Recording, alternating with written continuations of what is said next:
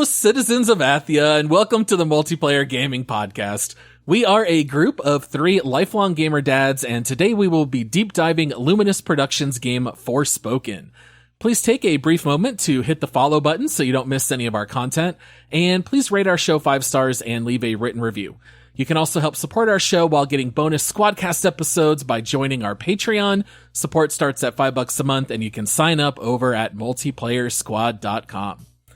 I am your host, Paul, and since all the Tantas in Forspoken are matriarchs, I don't know, I'm going to say that I have 2 fellow Tantos with me. Coming up first, there's no one around, Josh. Did you do something to annoy them all? Oh, that's pretty fitting, Paul.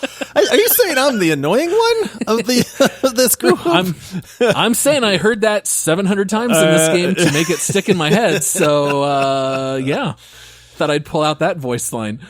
All right, and then joining Josh and me, he's busy weaving enchantments by painting his fingernails with his own blood. It's Michael. Oh man, the incredible crimson nails. Like everyone's like, how'd you nail the color? It's my own body's secret. Oh, goodness gracious. All right. Well, before jumping into today's deep dive, we have just a little bit of housekeeping. We did have 2 new Patreon supporters that we need to thank. The first one is a certain someone who is not in our Discord, but his name is John. He is a rare supporter of the show, and he's actually a very close friend of mine. Josh and I are known to hang out on occasion for gaming nights with him and his wife, Jackie. And I did just want to throw out there that he actually does host an NBA podcast. So if any of you are basketball fans, his podcast is called JNR, just those 3 letters, JNR Basketball Podcast. And we also had an Epic supporter sign up as well, who goes by the name Connor James. So thank you so much to both of you for signing up on Patreon. You are the true heroes of Athia. If you put them together too, like in that order, it's John Connor, James. There you go. John Connor, James. Oh, I love it. And we need some more reviews left on the show, guys. Who wants to go ahead and beg our audience for that? This is my specialty, guys. Okay, go for it. All right, play the Sarah McLachlan on the Arms of an Angel, Paul. Oh, nice. Do you want to help your favorite podcast? Do you want other people in the world to experience the joy that is the Multiplayer Gaming Podcast? Do you want to help us troll Michael in multiple episodes every week? If so, leave us a review. Pull out your Apple phone, go to the podcast app, and hit leave review. Write something snazzy, and I'll read it on the show. If you're a Spotify person, click that star and rate us 5 stars. Thank you. There you go. Was that good? I feel like that was I very liked soothing. Hopefully nobody crashed by being hypnotized. Well, you in their forgot car. the part where less than $1 a day, you can pay for your Apple iPhone to make the review. See, we got to put that $1 a day in there because it's always in those. This podcast is free for most people, except for the superheroes that support the show over at multiplayersquad.com. There you go. Oh, go do that too. All right, we've got so much to cover here today. I think that we've now harnessed the powers of earth, fire, water, and light. These Athians aren't going to save themselves from demons and corruption. Let's start our deep dive of Forspoken. Okay, here is the description according to Steam. Forspoken follows the journey of Frey, a young New Yorker transported to the beautiful and cruel land of Athia. In search of a way home, Frey must use her newfound magical abilities to traverse sprawling landscapes and battle monstrous creatures. On top of that, I'll just go ahead and toss in that this game's genre is, I guess, open world fantasy RPG. There is a very heavy focus on story. I think this game was kind of aspiring to be somewhere in the likes of Dragon Age Inquisition, maybe The Witcher, big map, lots of collectibles, gear to craft, things of that nature. I will say this game did prove to be pretty divisive upon release. And I think this is probably going to be a pretty lively episode because I think most people have very strong opinions about Forspoken. Do you guys think that's fair? They're about to hear him, Paul. Yeah, I think both. Strap both the good in, and the people. bad. Strap in. We got a lot to say. Oh, we sure do. And we're going to keep things spoiler free, at least here in the beginning. I don't know if we're going to get into endgame spoilers or not, but if we do, we'll make sure to give you guys a warning. So whenever we cover a game like this that's story forward, Michael, I always toss it to you. Why don't you tell us a little bit about Frey in the beginning of this story? How does she end up going from New York to Athia? Yeah, so Frey is a 21-year-old from the greatest place on earth, which is New York City, right? She's got a rough past. She grew up in foster care. She was found at the Holland Tunnel, so she's an orphan. Has some legal issues, just a very checkered past. She's got some stuff in her past that she's trying to get through. But she leaves court, gets mugged. It's actually her fault because she stole the car and forgot to give the money or didn't give the money to the guy that told her to steal the car. She gets home, her house gets set on fire, a whole bunch of bad things happen, and then she comes across this abandoned store. And there's this bracelet bracer thing in there, and somehow this van brace gets fused to her arm, and she gets vooshed. I'll say it again. Whoosh. Yeah, she gets vooshed away to a faraway land. And ultimately, the van brace becomes her companion, and it teaches her about this new world that she's been teleported to called Athia. And she ends up becoming entangled in the saving of the world of Athia. Even though she doesn't really want to help, she tries to find her way home, and the two goals kind of get linked together. And so her need to stop the spread of corruption, or what happened after what's called the break, basically parallels her path to find a way home, and she goes on adventures trying to do just that. Yeah. I guys, let's just get it out of the way now, okay? Oof. I think the character of Frey has really met with a lot of criticism from audiences. A lot of people have said that it's fair. Other people say, look, this is just because it's a female person of color that you don't like her. Let's just talk about her a little bit. Did you guys find Frey to be interesting as a character, and did you like playing as her? Do you know how something, like, it can be so bad? Do you know what I mean? That it's almost like you just stare at it. Like if I'm driving down the street and off out of the corner of my eye, I see a train just burst into flames, go flying off the tracks, explode into a ball of fire. It's going to draw my eye. I'm going to look at that and I'll be like, whoa, that was terrible. I just saw something incredibly terrible. And that is Frey, guys. That's Frey. Michael? Can you wait, Michael, turn this into like a plane crash analogy, and because then I'll have done the train, you'll have done the plane, and then Paul can do the automobiles. I was hoping you were going to say automobiles. Nice. I understand, like, when people have a chip on their shoulder because of things that have happened in their past. That being said, it is no excuse to be an absolutely insufferable human being, which is basically how I feel about Frey. So here's the thing is, like, I like her path in the game. I understand that, there's got to be a low point to start in some narratives so you can become something different. That being said, like, she literally only even accepts the main mission in the game because it benefits her. She is downright rude to almost every single person or item that she meets. Example, Cuff, who is just as confused about being fused to her as she is, but tries to help her, and she's rude to him on every occasion. And so I kept waiting for something to change, and we won't get into spoiler territory yet, but anyways, I just don't understand why, like, even good people, like even people trying to help her, are met with just rudeness. There's no other way to say it. She's rude. Oh, she's incredibly rude, and they intentionally make the character as annoying as possible. And to be clear, I'm not talking about the voice acting work. I think the voice acting work is just fine. She did a great job. I'm talking about the written character. Guys, if you put a marker on the map and start running toward it, they literally wrote for her to go, "Are we there yet?" And she literally says it like that. Like, they made her annoying on purpose. She opens treasure chests and goes, eh. And then Cuff is like, oh, let's not be too selfish now. Like, at every corner, I feel like they tried to make her as insufferable as possible. I mean, even I noticed the very first time I fell off a cliff and I landed, and Cuff was like, oh, are you okay? And she goes, what do you think, genius? Like, who wants to play as this kind of character? Nobody. I get what they were going for. I joke around about the train wreck, but I'll be serious for a moment here too, because I think I get what they were going for. They were going for, this girl led an incredibly hard life. She's alone.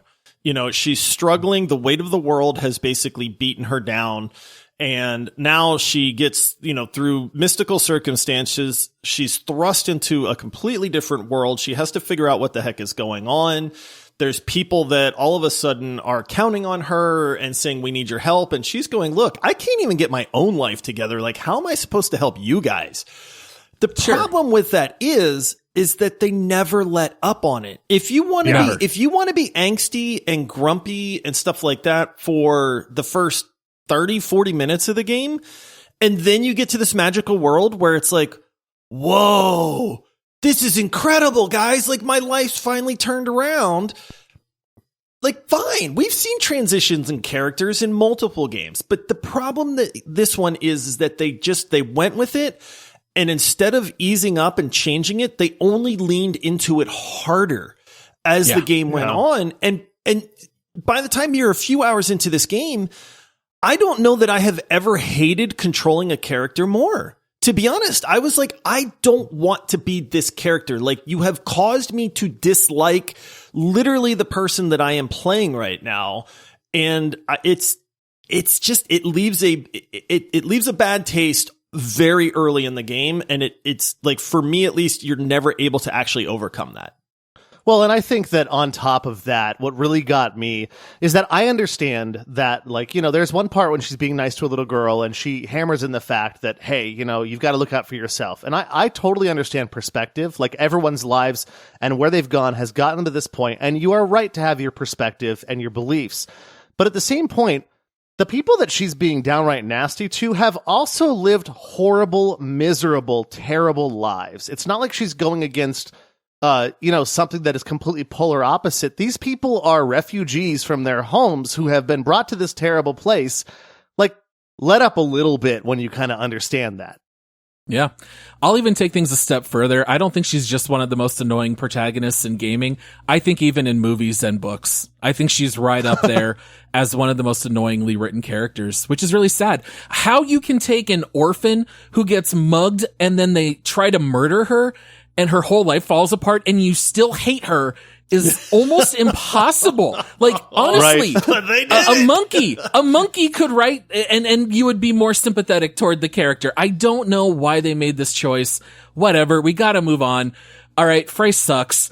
Next topic. Let's talk about combat, because the story in this game drove me nuts. You're not going to hear me say a single good thing about story, but let's talk a little bit about the combat, because I do think the combat worked quite a bit better.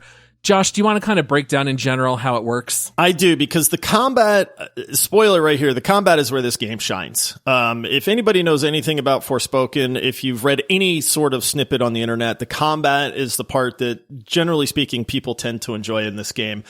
And they did a good job. Honestly, this has got a pretty darn fleshed out combat system, which caught me off guard, because after the initial part of the game where you wind up hating Frey, and it just gets worse. Like, you kind of go, man, I really hope that this game has something redeeming about it. And it does, because the combat is a lot of fun. So basically, Frey is a magic user. She winds up getting these spells.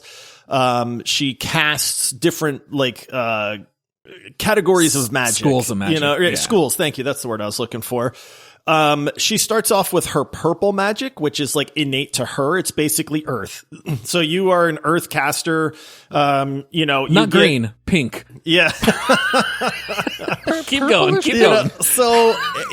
But basically the way the combat works is it is fast paced. It is action oriented. You move around the battlefield. You lock onto your targets. You cast spells at them. You have a wide array of offensive spells. And then you get some support spells that are on cooldowns and timers and things like that. As far as your offensive magic goes, you can use that as much as you want. And I thought that was actually kind of a neat thing that they did there, to where it's like, hey, do you like this spell like offensively, or do you like this spell offensively in the earth magic pool? Well, you can use them to your heart's content. There's nothing that's limiting that. If your support spells, which are a little bit more, effective in combat, those are on cooldowns and you can't use them all the time. And the ult is on cooldown as well. Right. You do build up right, an yeah. ult. I'll be honest, I found the ults a little lackluster. These are not like ults in like Overwatch where they make a vast difference. These are kind of like, Right. they're a little bit flashier and okay, maybe they do a little bit more damage. But I will say that in regards to the combat in this game, it was the shining part of the game for me. I like the fact that all of the magic had skill trees. You know, and that you do throughout the game, even a little late in the game, you get like a brand new school of magic in probably the last quarter of the game.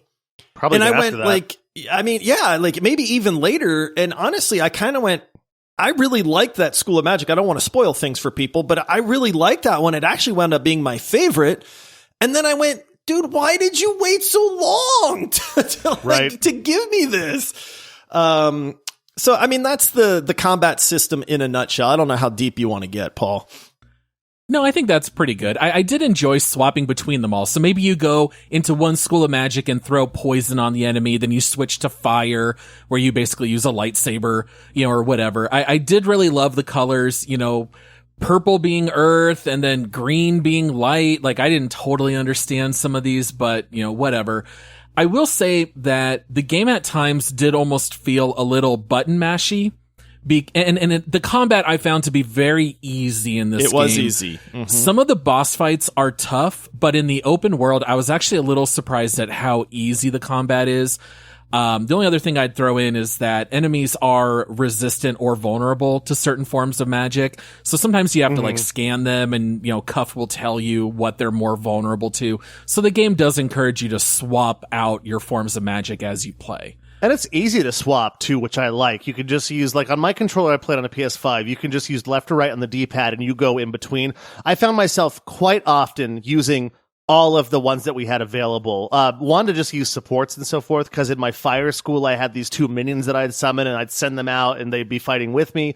I gotta be honest, on combat, this was such a uniquely different combat system. You don't see a lot of games where you're using combat, whereas left bumper and left trigger are like a completely separate thing. Normally it's like you go through X, square, triangle on a PlayStation or whatever it is on whatever remote you have, but you're using the triggers. Left side is going to be your support spells, right side is going to be your damage spells, and then you can easily switch between different spells as you go. I found it to be very, very seamless, very well fleshed out. It was probably some of the most fun I've really had with combat in a game in a very long time, partly because it was different. Second, because I think that I just got really good at it really early as far as just like using the parkour. Like recently I've been playing a lot of Horizon where you can't block, in Gears of War or God of War where I chose not to block, and so like I'm used to evading, and using the parkour evading just made it even better. So it was easy. I did have to turn the difficulty up a little bit so I would take damage, because I just wasn't taking any damage once I mastered the parkour. But it was a lot of fun. I really thought it was a breath of fresh air to see something different that actually worked. We see different a lot, but it doesn't work. I felt like for a new IP, the combat, the last game I can think of that felt this satisfying was Outriders, where it's fast paced and you're evading and you're using abilities that you don't always see in other games. So even having a fire tree, it's not just fireball, fire blast, pyro ball. Like they're actually giving you pretty inventive spells to use. And I really appreciated that. And the fact that the default setting is whenever you swap between schools of magic, it doesn't freeze the game, but it drastically slows down, but enemies are still coming at you. So it allows you to like swap quickly without falling behind in battle. So it's very fast paced and frenetic, which I really liked. And some of the bosses require that you keep swapping back and forth, which I really appreciated. Just on the whole, I was surprised at how easy this game was. I don't know that I died in the first 10 hours of playing, other than like maybe once on accident because I didn't know what button was heal. And that's about it. I died a couple times and that was it. I do remember one fight being somewhat difficult to where the enemies are shielded. The combat is the best part of this game. I will say personally, I liked some of the things that they did. There were other parts of the combat that just really didn't resonate a whole lot with me. But I wish that they had leaned into, because they did this later in the game, and you just mentioned it, Paul. I wish they had leaned into you must swap. you know, like, and you need to swap quickly and you need to do it for a reason. You touched on it as well, that some of the monsters are resistant. So you'll see it. Like, you know, if I'm using fire and I'm wailing away on something and it's like resistant, I can still kill it, is the thing. It's not immune. It's just taking less damage, but the combat's so easy that you could just kind of brute force your way through that if you wanted to. It's just going to take longer. Which honestly, I found myself doing more often than not. Because it was like, oh, I could switch and figure out which element it's weak to, but by the time I scan it and figure that out and then switch to that one and then start using it, I'm just going to brute force my way through this resistant monster anyway. And so I didn't do that naturally, but there are parts of the game that force it to where it's like, dude, you have to switch to the correct magic. And that to me was like the highlight of combat. And I think maybe it was a boss fight. I don't remember the exact part. I'm pretty sure it was one of the boss fights. I wish they had leaned into that from like the very beginning, because it is really neat to have all these different schools of magic. But in the open world and combat in general, you don't need to use like any of the variety. It's flavor at that point, which is like, I'm glad that happened, but I wish they had leaned into it, I guess. They give you all the tools, and in the end, all you need is a sledgehammer, to get through each wall. That's really all you need. Yeah, so let's talk a little bit about the opening chapters of the game. Oh boy, because I don't know how you guys felt. I know a little bit, Josh, because I couldn't help but DM Josh a little bit in the beginning of this game. They keep me blissfully ignorant, by the way. They'll talk back and forth, and they're just like, Michael's never going to know what we're talking about. He'll just be blissfully ignorant. Josh and I always play on day of release, and we know Michael's going to start 9 days later and play the whole game in one day. So, yeah. This game tries so hard to get in its own way that you never are able to take off in the plane. This game has 2 feet fully down on the gas and brakes equally. The game is throwing awesome combat and parkour at you. And you know what else they're giving you guys? I don't know that I'm exaggerating when I say this. I think you get 200 tutorial windows in probably the first 2.5 hours. Is that between the talking where you cannot move or do anything else while somebody's talking part? Right. So here's the thing about the first third of the game, and it continued later on in the game, but the first third was obviously like the most egregious about it, is that, like Josh just mentioned, I hate that you can't move when you're having a conversation in any way, and even 5 seconds after the conversation. So there's a whole bunch of cutscenes at the beginning, but I feel like they're like completely pasted together, even inside the same cutscene. So often you're having a simple conversation, right? And in that conversation, the screen will fade to black and then unfade from black, and you're having the same conversation. And I could see it if the choices you made up to that point had changed the conversation, like Detroit Become Human. But no, that didn't happen. You're just in the middle of a cutscene. It's like they couldn't even somehow optimize the loading of anything to get through a cutscene in this game. It also seemed like the voice acting was edited together very poorly. There was big delays in conversation, like responses. Someone would say something, and you've got a delay of like 2 seconds of silence, which you'll never hear come out of my mouth ever. But you'll hear 2 seconds of silence, and then like the response comes. You're like, how is it so? It's annoying that there's so much of the tutorials and so much of the cutscenes and almost no combat at the beginning. But on top of that, like, you seem like you're clunking through this. Like, it's just not, it's like they said, we get combat. Let's make this game about combat. Okay, throw the story together in a month. I don't know. It just, the first 3 chapters were outrageously negative for me. I even told my wife at one point, I said, this might be the first game that I have to tell Josh and Paul that I'm not going to play it. I don't want to play this game. I was so frustrated. I will say, for me, the first 2 hours of this game. Now, this game, I mean, if you do every single thing in the open world, you probably get 30, maybe 40 hours out of this game. If you play a few of the side quests and then play the campaign, it's like 12 hours long. It's really not that long of a game. So 2 hours of this game, 1/6, is literally slow walking and listening to people talk. And when they're talking, you don't get to walk. You have to stand move the camera. Still. You can look around. And that's it. But that is it, man. And I'll tell you, this is where I really started to feel like an inner rage boiling within me, because Paul, you said it, and I don't take notes on games, but I actually wrote this down because I wanted to make sure that I brought it up. I said that I said this game could not get out of its own way. And the biggest problem is that it insisted on trying to have this grand story, in this game. And it failed so hard at the story part and at the character part. And it just wouldn't stop. It wouldn't stop. Quit having people talk to me. Quit making my character talk for 10 minutes straight. I want to run. The worst thing in the world is the Vambrace is literally fused to your arm. If you want to make them talk, have them talk to me while I'm running through the world, because at least I'm enjoying that part. But no! Every single time Cuff talks to you, guess what? Oh, you stop? Everything freezes and Cuff starts talking. And then you know what the worst part about it is? Every single time somebody stops talking to you, whether it's Cuff or 20 different NPCs that don't matter, there's a 5-second pause before the game lets you go back to controlling your character. Oh my goodness. I wanted to punch my monitor so bad because it was just like, dude, let me play this game.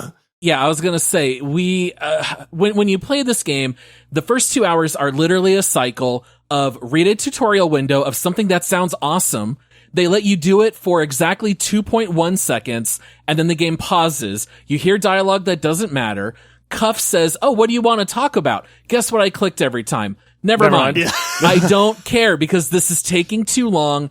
You've promised me magic parkour. Let me use it. It's so frustrating that you are continually stopped right in your tracks and you can't just play the game that is promised. I think that there's a really good highlight here between what is done right and what is done wrong in a great game versus this game.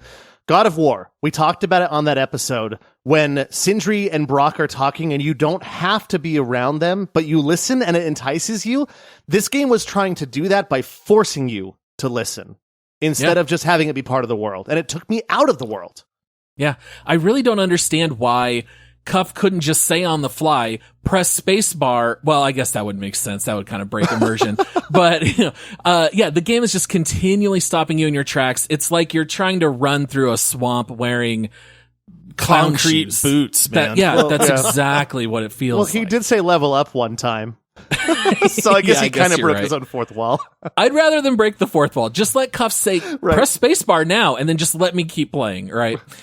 All right, so let's talk a little bit about the open world. The map is incredibly large. This game was a lot bigger than I think I anticipated it being.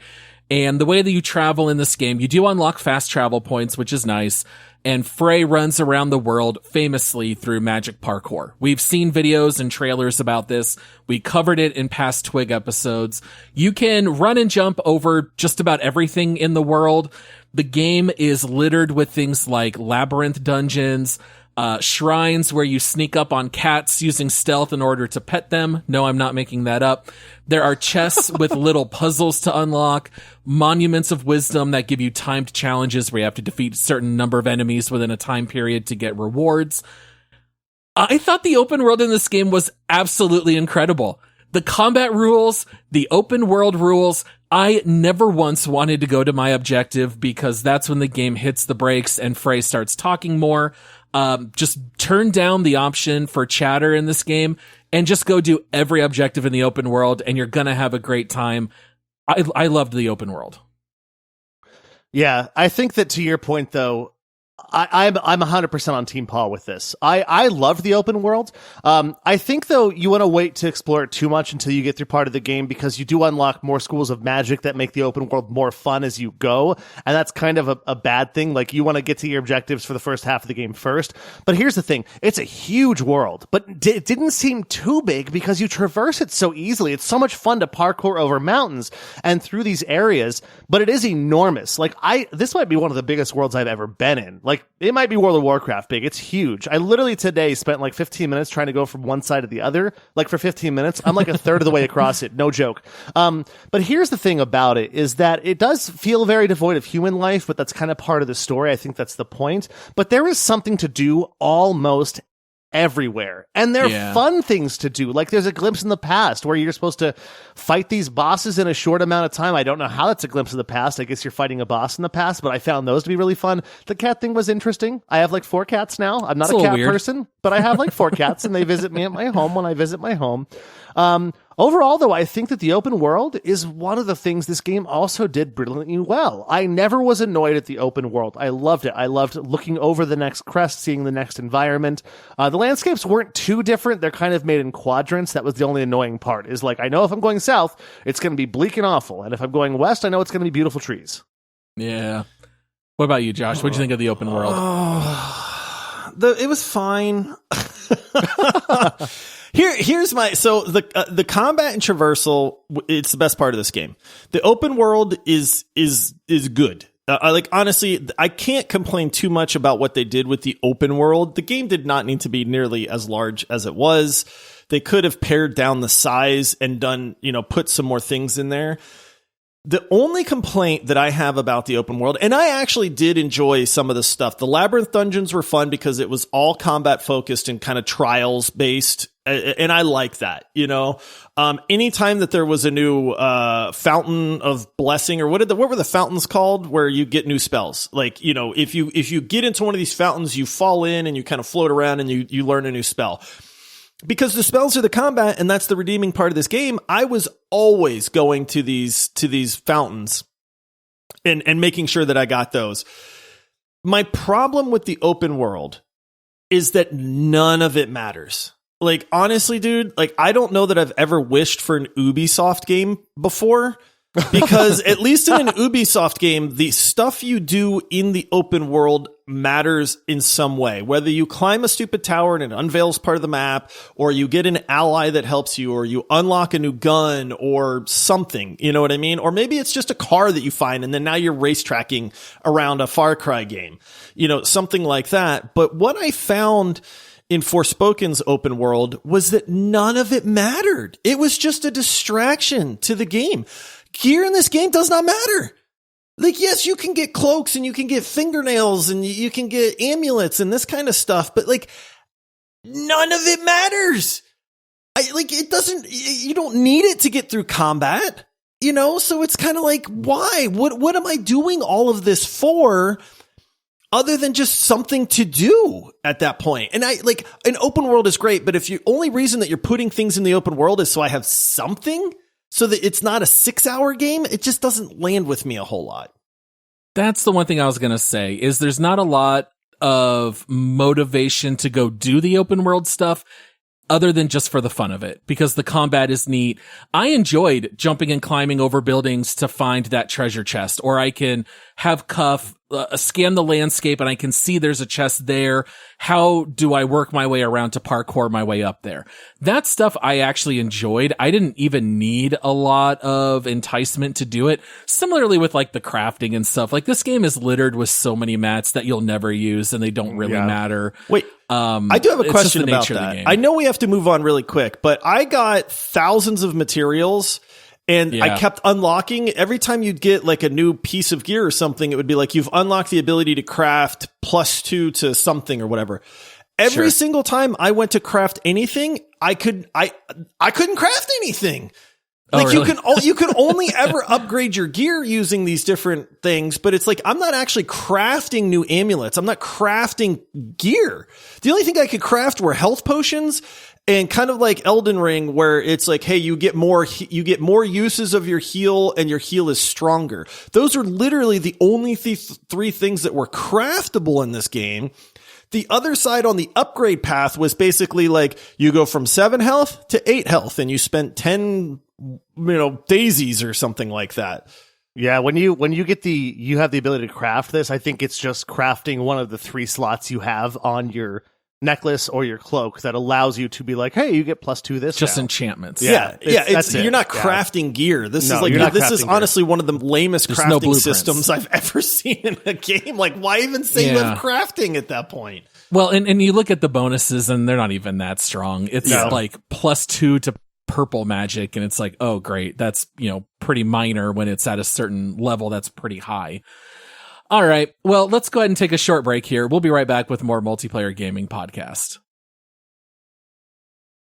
Okay, we are back. Let's talk a little bit about how this game worked from a technical perspective, because famously, and we did cover this, I think, on one of our This Week in Gaming episodes, this game had wildly high requirements to run on PC. Michael picked it up for PS5. Josh and I both played on PC.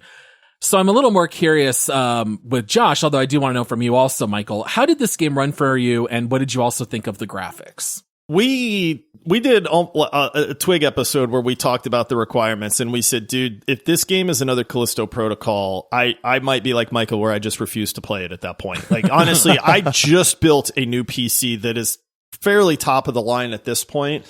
And I was like, dude, I don't know that my PC is going to be able to run this game. I am happy to report this game ran fine. I don't know where their requirements came from, or maybe they just found a way to optimize it in the last week before they released it or something like that.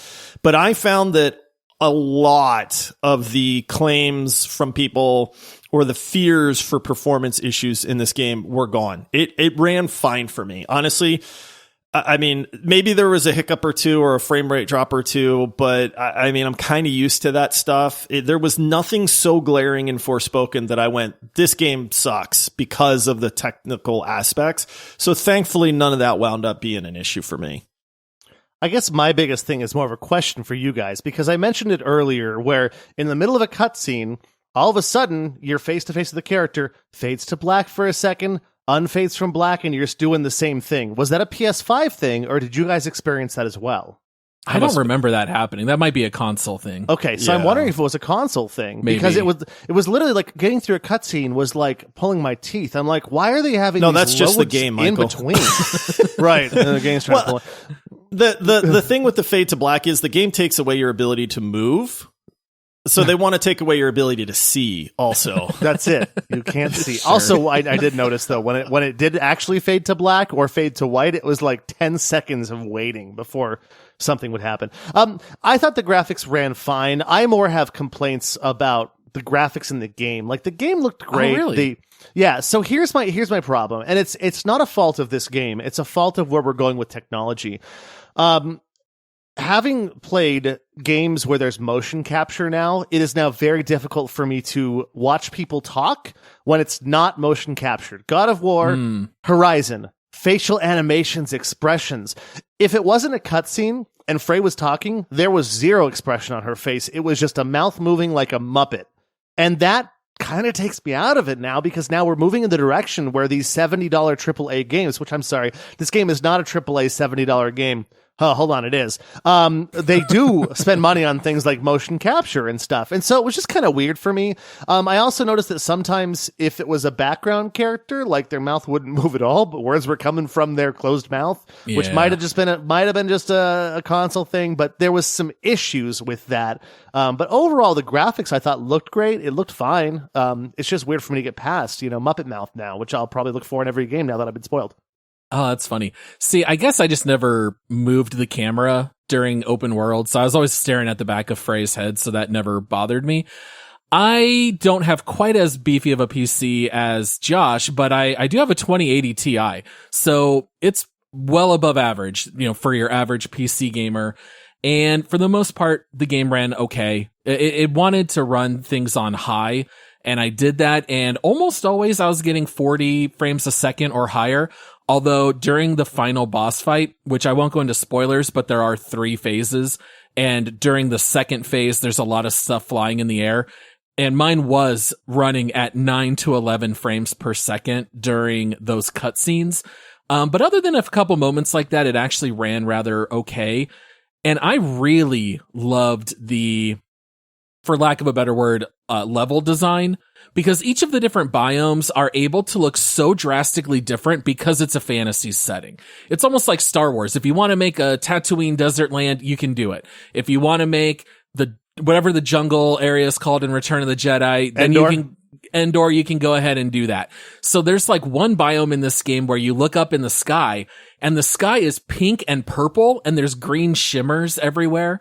And I was like, this is really cool, because they're able to just do whatever they want. I thought that they were very artistic in how they created the biomes. I actually liked that quite a bit. I thought it was a very beautiful world to look at, and I really appreciated the design in that sense. So it passed the Paul color test. Yeah. This game's Awesome. gorgeous.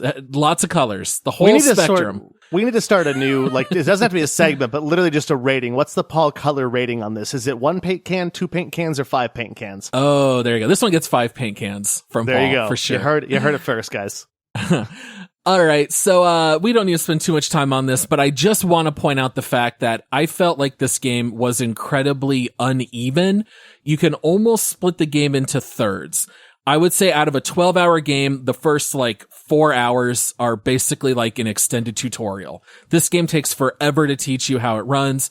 The middle third, I felt like, is when the game shines its best, when you have a few of your schools of magic already and you're getting stuff done in the open world.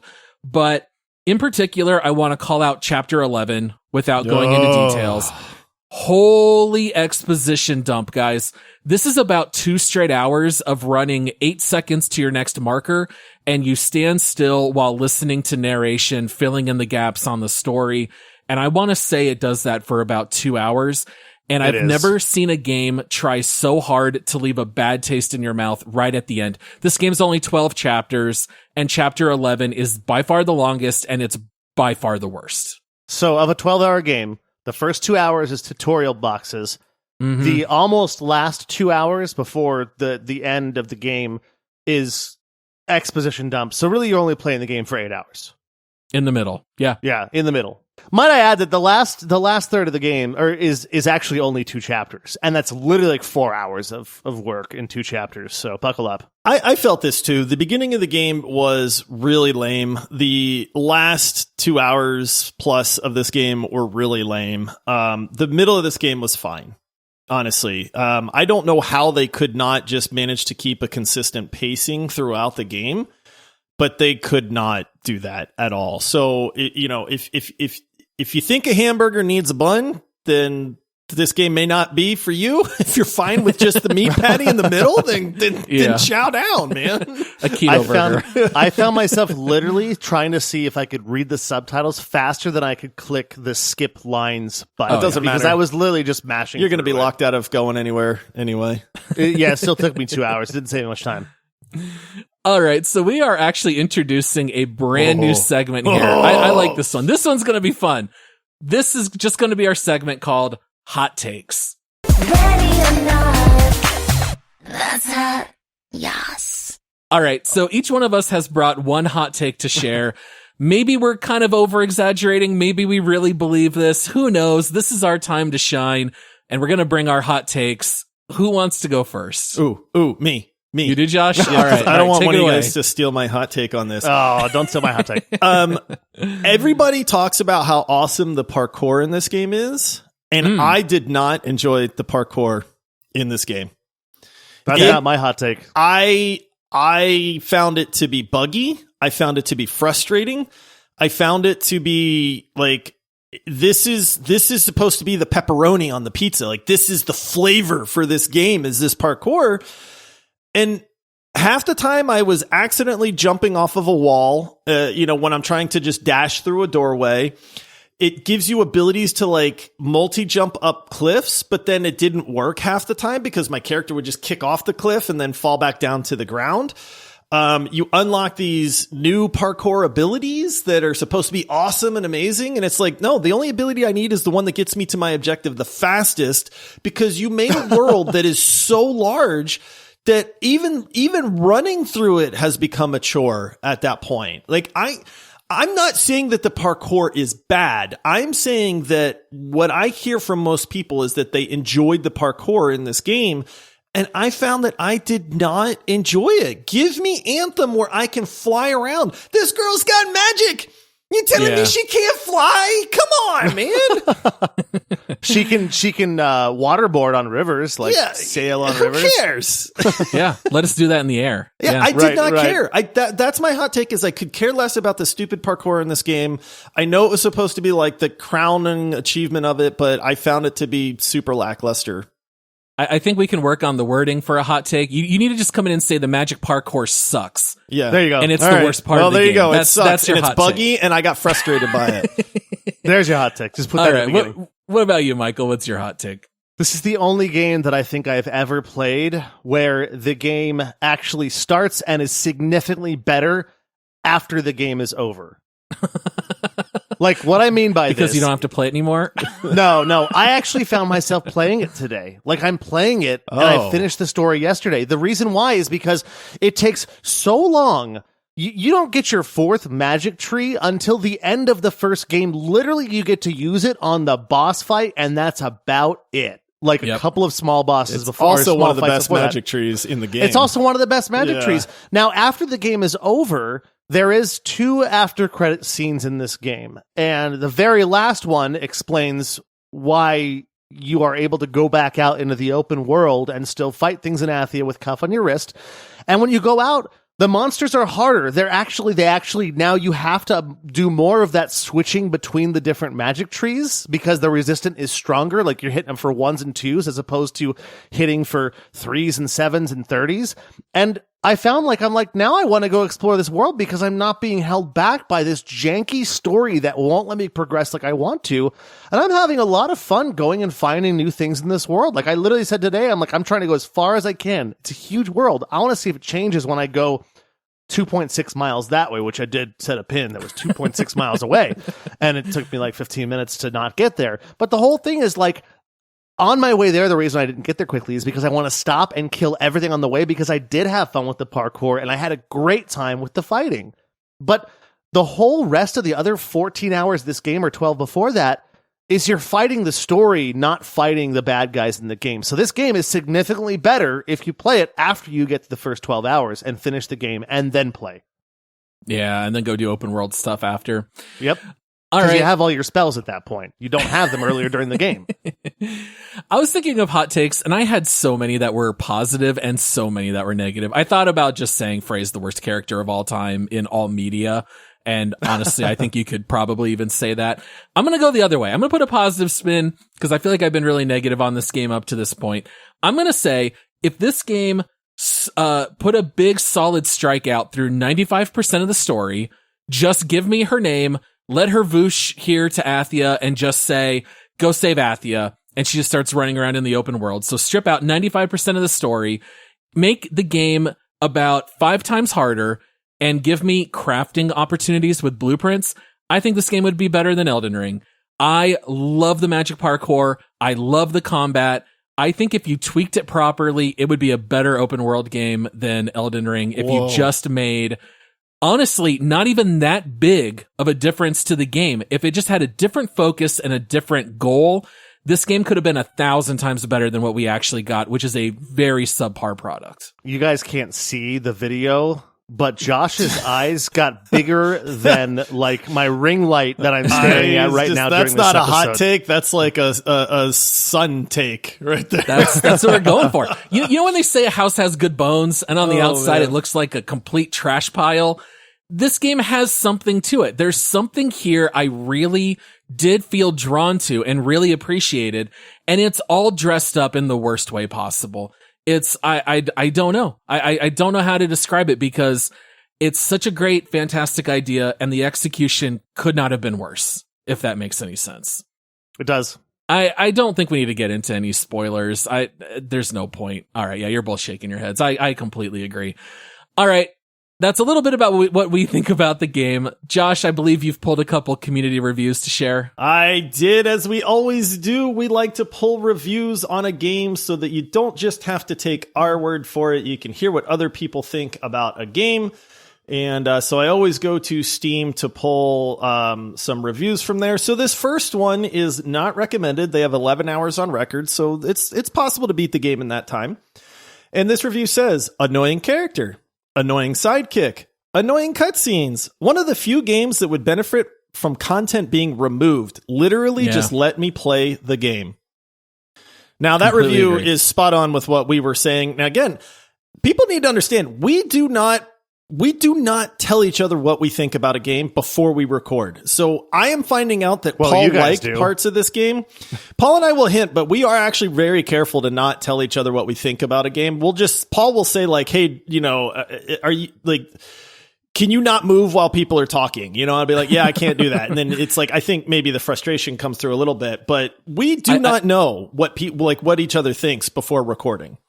I did send Josh a screenshot of you have completed chapter 11 and said, I've never been more excited in my life. Yeah. So I did let Josh know how much I hated that chapter. So it's funny because when I pull these reviews, I have zero clue what you guys think about stuff. And then it's just funny that all three of us have literally just written this same review where it's like, get out of the way. Let me play the game. Okay, so this next one is not recommended, and it says, if video games were movies, this would be a 2020 Steven Seagal straight to Blu-ray release that you paid 80 pounds for. Fair enough. I get it.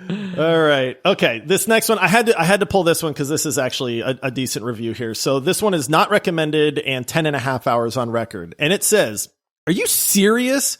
Every aspect of this game is trash. What did you make this... Or what? Did you make this in 2005 and just released it now? What a waste of money. The graphics suck. The open world sucks and it's empty. The AI is so cringe that it looks like a toddler did the animations in the cutscenes. The story is so slow and unbearable. The stupid game tutorial is 2 hours, which makes it impossible to return. The conversations with Cuff are unbearable. And why does she have to stand there and do nothing while they talk? The decisions she makes are pathetic and cheap. The story is cringe and is so bad. The delay in the cutscenes is way too awkward and way too long. There is no flow in the conversations. Open world forces you back on the path. Why have an open world if you're going to lock me onto a path? The only good in this game is the parkour. The magic is so basic and the crafting is a joke. For this amount of money and for the game to be nowhere as good as Red Dead Redemption 2 is a crime. Y'all literally stole my money at this point. This game is a joke. The worst is the pre-video drops you did explaining how well the graphics are in the terrain. You hyped everyone up and changed it to garbage. Trash can't even be compared to this. Y'all robbed me. Yeah. I love that line. I mean, this was the first $70 game that we purchased. Yeah. I mean, Ouch. $70. Okay. $210 combined. Yeah. All right. And then, okay. So this next review is not recommended. And it says, I tried really hard to like this game. I really did. The dialogue is cringe. My PC is more than capable enough to run the game. And it looks terrible graphically. There's pauses in the cutscenes, long black screens, long loading times. The map takes a solid 5 seconds to load as well. The open world isn't open at all. You can barely do anything starting out, and every location and unlockable on the minimap is very repetitive. The maps are very uninspired and linear. Combat is boring after a while, and I feel like this game was extremely rushed. Unlocking new powers is fun, but that's literally it. Buy this game only on sale. I get it. All right. And then I'm going a little bit long here. This next one is not recommended. Of the first 71 minutes of game time, most of it has been you have to walk really slowly because of X reason or cutscene. Of the cutscenes, 2 of them were narratively important. The rest were that last cutscene. Yeah, we're just going to drill that point home because we think you're idiots. I want the first 2 hours of the game to be 2 hours of gameplay so that I can decide if I want to play the game or get a refund. Now, 74 minutes into the game and still not having access to the actual gameplay part of the game, I'm inclined to refund it because the ratio of agency to cutscene is atrocious. Having given the game another 25 minutes, I have requested a refund because it was another 25 minutes of cutscene and slow walking. Why is the goodness. walking so slow, by the way? It's I don't know. so slow. I have not an idea. All right. Okay, last one, guys, because I don't know if you noticed, but there's been no positive reviews on this so far. I have noticed. Okay. Yeah, me too. The First one had silver lining. But I did pull a positive review. If you want a story game, this is not great as far as dialogue goes. But the combat is fun. It was a All right. recommended review. That's my review. That's basically what I said. Yeah. Yep. Oh man. All right. Well, that is what the community thought about this game. And so now what we do is we play a little game where we try to guess the overall score for Forspoken as the Steam ratings go on a scale of 0 to 100. Paul, you are on a hot streak lately, so you're going first, buddy. All right. I'm sure it got somewhat review bombed. I bet it didn't work well for a lot of people. Lots of refunds. I'm going to say 61%. All right. Michael? The number that stuck in my head was 74. I'm going with it. No reason why. It's just there. I guess 71. I thought it was going to be lower on the scale, but there's probably some people that like the parkour and combat, and that kind of stuff out there. So I guess 71. Gosh darn it, Paul. Did I do it The again? overall score is 59%. Oh, I was close. You were real close. 2% off. It's hard to peg these games that are very polarizing too, so that's pretty good, hard. man. All right, I'll Paul. take it.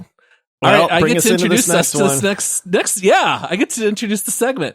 All right, let's do it, guys. Let's hit that music. Hey there, Frey. I ought to complain to Spotify for you not being named this week's hottest single. All right, welcome to this segment, which we call Make Love, Marry, Runaway Bride, or Murder. This is where... We are not adding that as an official category, Paul. No, Runaway Bride. It kills the, oh gosh, what's it called? I don't know. Oh, the alliteration. Alliteration. Yeah. Yeah, all right. This is Make Love, Marry, or Murder. Each one of us give this game an individual rating. Is it marriage material? You are bought in long term. It's worth recommending to others. Or is it just a simple game where maybe it's worth picking up and playing for a bit and dropping it? Or is it murder material? Man, this one's hard for me to not murder. It's certainly not marry. This story could not be worse. The combat I really liked, but I'm still going to give it a murder, but I'm not happy about it. Like it's a high murder, but it's still murder. What about you, Josh? I feel like this is very easy for you to put down. This is so easy for me. The fact that both of you said this is hard, my eyes got really big and you kind of saw that. I hate this game. I hate it. I wish I could get 13 hours of my life back. This is, honestly, one of the most agonizing games that I have played in a while. I am not saying that there's not enjoyable times to be had in the combat. I am not saying that there are not parts of this game where it's like, hey, they managed to make something that I didn't want to just jump out a window on. The problem is that I am rating this game on a whole. And on a whole, this game absolutely sucks, man. I have never been so frustrated in a game for taking away my ability to play the freaking video game, man. I mean, just let me play.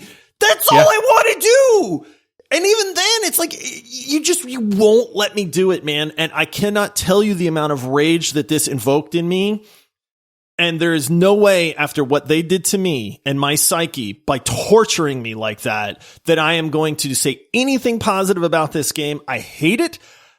Do not buy this game. It is an absolute, take $70, crumple it up, wipe your butt with it, throw it in the garbage, because that is more entertaining than buying this game with $70. Where do they get off charging a premium price for this game? I don't understand. The guy that said that they robbed him, I feel that 100%, because I don't know how you charge me $70 for this piece of crap. Do you feel like if someone, almost like a movie, right? You can have the same script, and if different people make it, they take it in totally different directions and you get different products. Do you think that this has anything redeemable that someone else could have made a good game? No. Or do you think it's absolute trash all the way through? I think it's absolute trash all around. And here's why. I have seen the Twitter posts where Forspoken posts their, hey, pick up Forspoken. And there's 100 comments that are like, I just 100%ed this game. I'm absolutely loving it. And I'm like, you're a big fat liar. There's nobody on the planet that goes, I absolutely love this game. Oh, I 100%ed it. Yeah, sure you did. You know what I mean? So here's the thing. I'm sure there's some crazy person out there that's like, I love Forspoken. I can't believe you're bashing it this much. I'm super glad that you are crazy and that you enjoyed something that most people would not. You know what I mean? Like, honestly, yes, because the world needs crazy people in it. There's just better games. If you're going to spend $70 on a game, if you want an action role-playing game, go to our leaderboard. Come to our Discord. I'll suggest 10 of them to you that are light years better than Forspoken. And I'll tell you what, the only thing I'll ask is sign up on our Patreon. Give us $5 for 1 month. You know what I mean? We saved you $65 that way. You know, there's better games out there. Why would you do this to yourself? All right, I'm sorry. I'm done. Michael? All right, Michael. Michael's like, I thought it was okay. Right? I thought it was all right. All right, guys, let's move on. So Michael's like, I'm marrying this game. No, I'm not marrying this game. I'm not. In fact, it's funny because, Paul, when you said it, I literally made a face because it's in my notes verbatim. It's hard for me not to murder this game. Is what I've got in. So you said it, and I'm like sitting here, I'm just typing through it and just putting my thoughts on paper. First of all, I didn't get to say this earlier, but I have to say it now. That's not Paul Bettany. His name is Jonathan Cake, so it's not Jarvis on Cuff, even though it sounds just like him. However, I did love the voice acting on Cuff, and I love the voice acting on Frey. That was about it. Aside from I don't know. Let's look at the good things, right? I loved the parkour fighting. I really did. I really liked the open world. I really liked those things. And yes, the fighting was a little bit difficult or a little bit easy. I did turn up the difficulty to make it a little bit more fun, especially towards the end when I had all the different schools of magic and I'm like just wasting things. But I thought that part was fun. Now let's talk about the negative. The cutscenes. Holy cow. The story. Frey is a character. If developers want a crash course on how to do loading screens wrong or just load a game wrong, just play Forspoken. You'll understand what not to do. It's hard for me not to murder this game, and unlike you guys, I am not murdering this game. Yeah. I am making love to this game. The reason why, and I'm sure it'll get old fast for me, I'm really having a good time out there just messing around in the open world. After the game is done, I've got all my schools of magic. I'm just having fun laying waste to all these different things with my difficulty setting turned way up. I just think it's kind of fun to go out and explore. That being said, Josh did kind of curb me a little bit earlier when he said it means nothing because I spent time getting the cats, sneaking up on the cats, thinking they would do something. They don't do anything. They just show up at your little house. And it's like, I thought they were going to bring me gifts and magic and stuff. They don't. They're just cats in my house. And only one of them shows up at a time. That being said, I think the combat was so refreshing to me. I really had fun with it. I know you guys did not feel the same way. Maybe I'm just bad at video games, so easier combat is better for me. But I mean, like I said, I turned the difficulty up to make it harder. I kind of had enough fun with the combat to where I might just want to every once in a while hop in and just mess around in that open world, fighting the little mini bosses. So it's make love, albeit a very low make love. Very low. Like on the teetering murder side, because the frustrating stuff was unbearably frustrating. Michael, I'm not upset. I'm just disappointed. I understand, Michael. I feel you. I will say one last thing that we didn't mention. Side quests in this game are called detours, which was very funny to me that they even seem to understand that there's no point in doing them. The stupid little kids in town are like, we've never left the city. Can you go take pictures for us? And I was like, sure. And I thought, certainly this is at least going to be like one redeeming moment in this game where they give me a good reward or the kids are really excited. You just show them your phone and they're like, oh, neat. And then the game says you've unlocked monochrome filter when you take pictures. Yep. And that's it. So like now I can just take pictures with a filter. Like this game they went so wrong in Not so only many that, ways. Paul, but you can take pictures taking away one of the things that you liked about the game the most, which is the color. Yeah, that is true. And making it monochrome. All right. Well, let's go ahead and head into our last segment. We are going to go to our leaderboard and see where this game stacks up.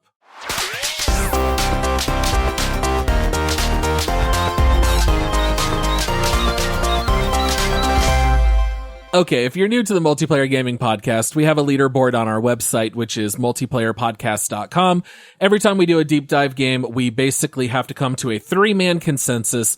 Where does this game rank against every other game that we've played? So we are comparing drastically different games from different genres, different prices, different lengths. But this is always the best place to go when people say, I want a recommendation for a game.